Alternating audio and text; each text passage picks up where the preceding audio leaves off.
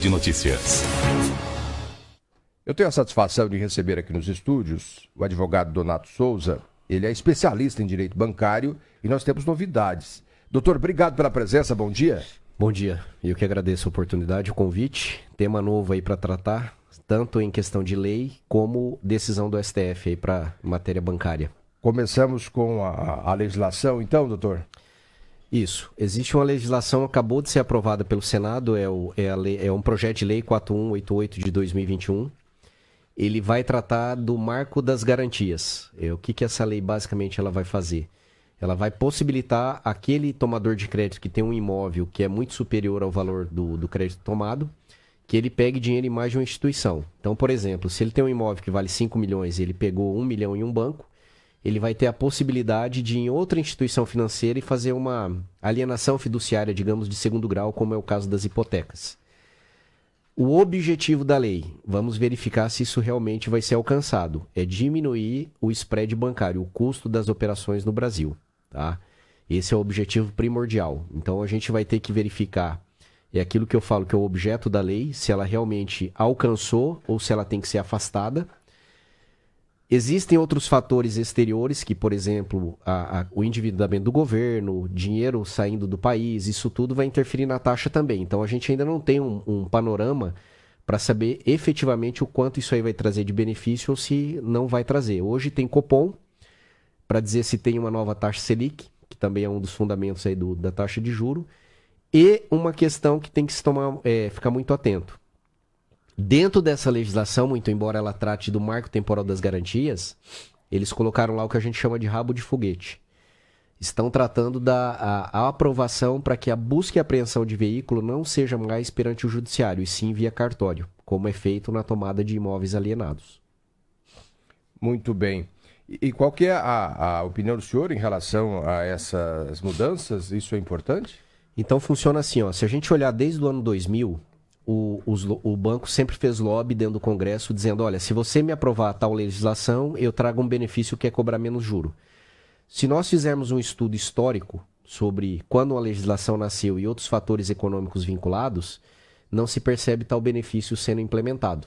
Então, por exemplo, 2000 veio a MP 2170 para autorizar a capitalização de juro nos contratos.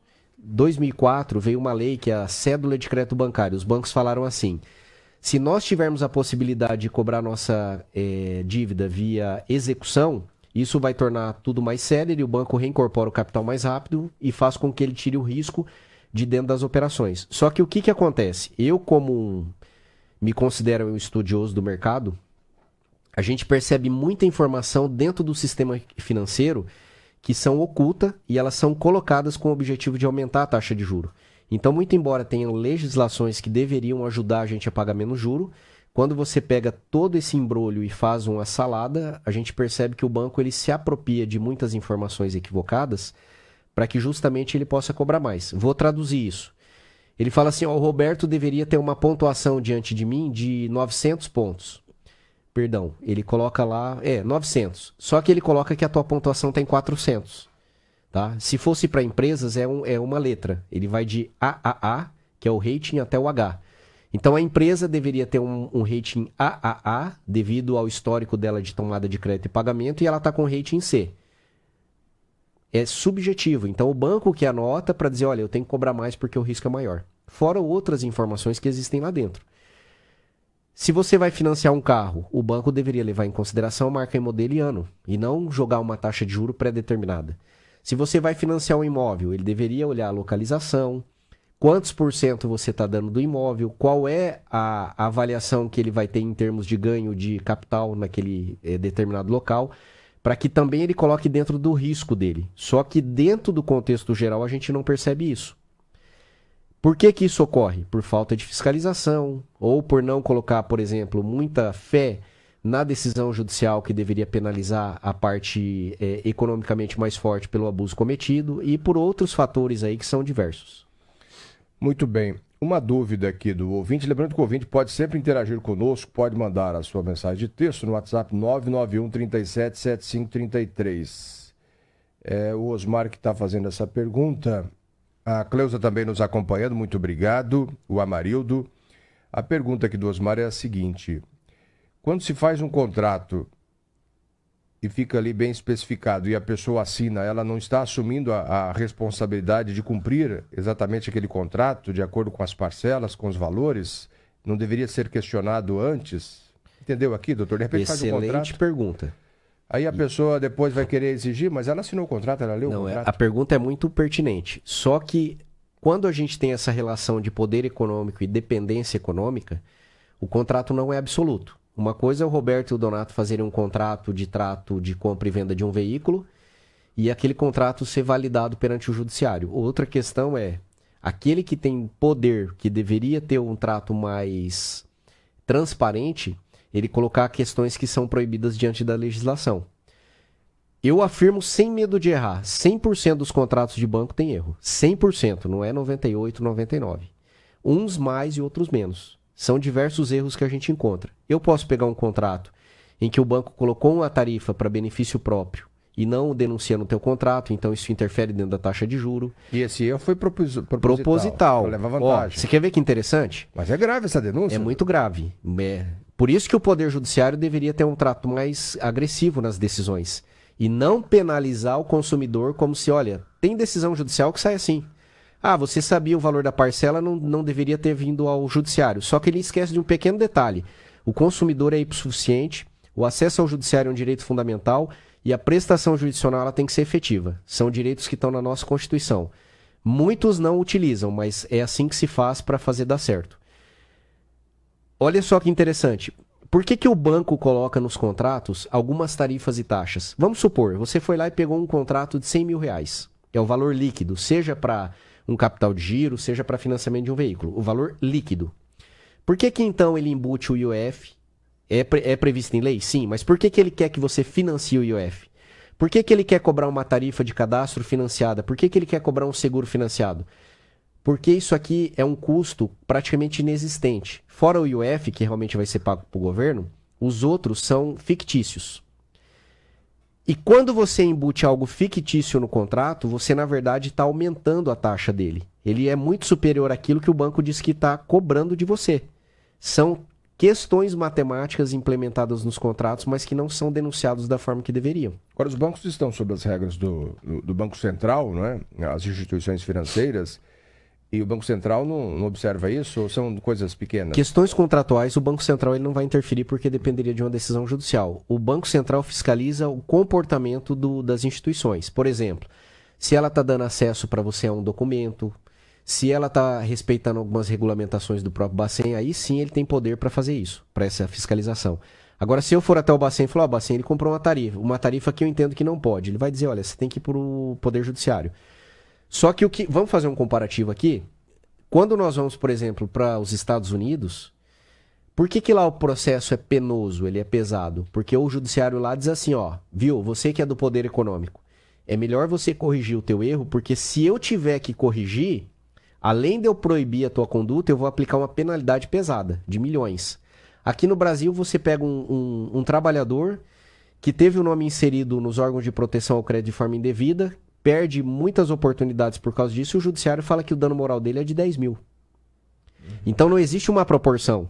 No mesmo sentido, se esse trabalhador comete algo ilícito contra um terceiro, ele também sofre um dano moral de 10 mil reais. É isso que eu quero dizer. O judiciário brasileiro deveria ter mais energia quando julgasse essas questões que envolvem banco.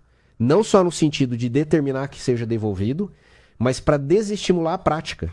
Por quê? 98% do que o banco comete irregularidade fica na mão dele. Então, é uma lucratividade muito exorbitante. Ó, vamos praticar, só 2% é devolvido, ou seja, 2% da população vai reclamar, e ainda que o judiciário nos mande devolver com taxa de juros de 1% ao mês, atualização monetária, e ainda que ele aplicasse uma penalidade, para nós é muito lucrativo.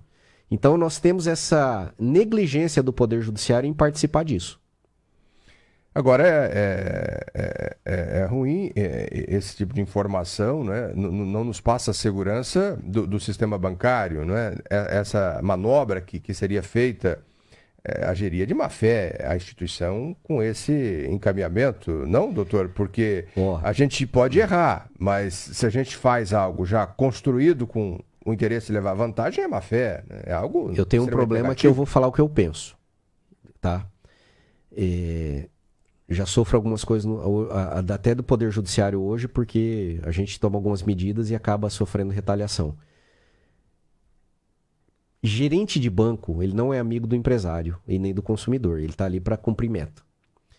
Quando um gerente de banco embute isso no teu contrato, ele está ganhando uma parcela para ele, que é uma premiação. E lá no lado escuro de estudo, o banco diz assim, ó, a taxa do Roberto, um exemplo, tá? Ela pode ser de 1,30. Só que se você conseguir cobrar acima de 1,30, eu vou te bonificar. Então o sistema incentiva o gerente a fazer isso. Doutor, o senhor falava sobre o Supremo, tem novidades também em relação ao STF? Então, eles acabaram de julgar a questão da possibilidade, é uma lei, é a Lei 9.514, que é a Lei da Alienação Fiduciária de Imóveis. E qual que era a discussão? Argumentaram que a tomada de imóveis pelo cartório ofenderia o direito de acesso ao judiciário. Então, ela seria inconstitucional a legislação, porque deveria passar pelo crivo do Poder Judiciário a tomada. O que o STF falou? Que a legislação ela é constitucional, pode ser tomado sim. E nesse ponto eu concordo. Tá? Uhum. Por quê? Se você altera, existem N outros fatores, mas vamos tentar ser assim, só nesse ponto. Se eu alterar hoje a possibilidade de tomada de imóvel em cartório, eu vou alterar a taxa de juros do Brasil. Então, quer queira, quer não, ainda é uma taxa muito benéfica comparada às outras. Não estou dizendo que ela é boa. Mas dentro daquilo que é, vamos dizer assim, quando está tudo muito ruim, o menos pior serve, é o que acontece nesse tipo de taxa de juro.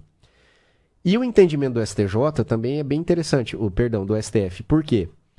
Se você tem um contrato, você não perde o direito de ir ao judiciário. Então você consegue resolver muito problema do teu contrato e não perde o imóvel quando você consegue impugnar o contrato no sentido mais abrangente. Então, muito embora o banco possa tomá-lo lá na notificação de cartório que me dá 15 dias para pagamento, eu consigo analisar um contrato e dizer para o judiciário, olha, existe aqui um erro e se ele não for sanado, eu não consigo pagar da forma correta e me faz perder. Então, o judiciário também recebe essas demandas e por esses erros ele impede a tomada. Então, foi isso que o STF analisou. Ele falou, olha, a legislação ela é pertinente e não, ela não está impedindo você de ir até o judiciário. Basta você comprovar que tem equívocos ali dentro que eu vou, com certeza, dar uma prestação judicial para impedir. Então você consegue sim. Principalmente hoje, para quem está financiando imóvel.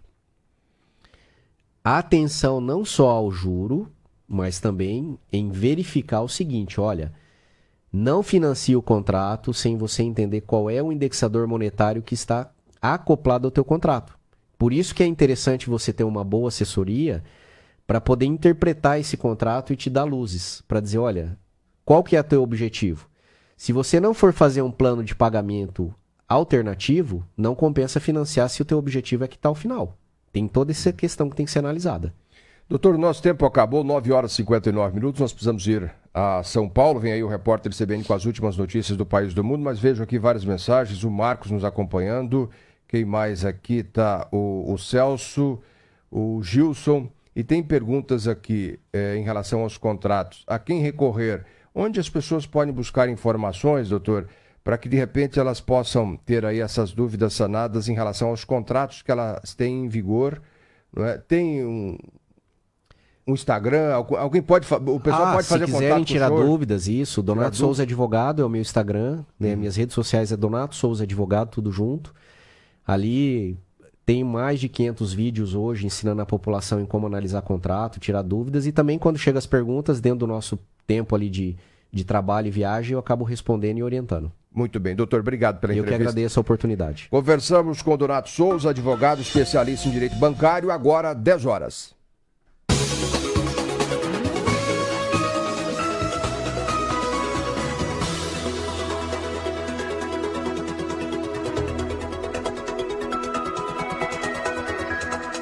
Verduras bem fresquinhas e frutas com sabor. O Fartão traz pra você a feira do produtor. Alface hidropônica unidade ou abobrinha verde quilo 2,58. Banana caturra ou cenoura 3.